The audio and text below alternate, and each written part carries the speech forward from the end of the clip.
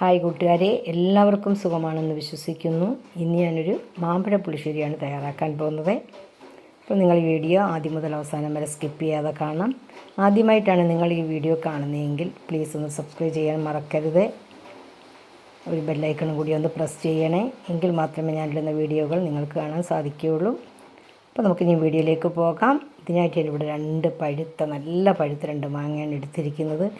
മാമ്പഴ പുളിശ്ശേരിക്ക് നല്ല പഴുത്ത മാങ്ങയാണ് വേണ്ടത്. അതിൻ്റെ തൊലിയെല്ലാം കളഞ്ഞ് റെഡിയാക്കി ഞാനിവിടെ വെച്ചിട്ടുണ്ട്. ഇനി നമുക്കിതിനെ ഒന്ന് കുക്ക് ചെയ്തെടുക്കണം.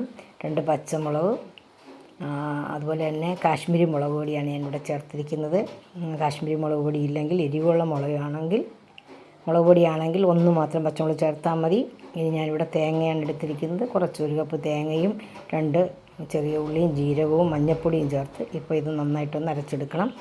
അപ്പോൾ നമ്മുടെ മാങ്ങ ഇവിടെ നന്നായിട്ട് കുക്കായിട്ടുണ്ട്. ഇതിലേക്ക് അരച്ച് വെച്ചിരിക്കുന്ന തേങ്ങയാണ് ചേർത്തത്. ഇതിലേക്ക് 1 കപ്പ് തൈരും കൂടെ ചേർക്കണം. ഇതെല്ലാം കൂടി നന്നായിട്ടൊന്ന് മിക്സ് ചെയ്യണം.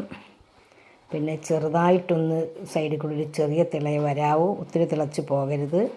ഇനി ഇതിലേക്ക് ഞാൻ കടുക് താളിച്ച് ഒഴിക്കുകയാണ്. കടുക് താളിക്കുന്നതിനായിട്ട് 2-3 വറ്റൽമുളക്, ചെറിയ ഉള്ളി, 2 ഉഴുന്ന്, പിന്നെ കരിവേപ്പില ഇതെല്ലാം കൂടെ ചേർത്താണ് കടുക് താളിച്ചത്. ഇതുകൂടെ ചേർത്തിട്ടുണ്ട്. എല്ലാം കൂടി നന്നായിട്ടൊന്ന് മിക്സ് ചെയ്യുക.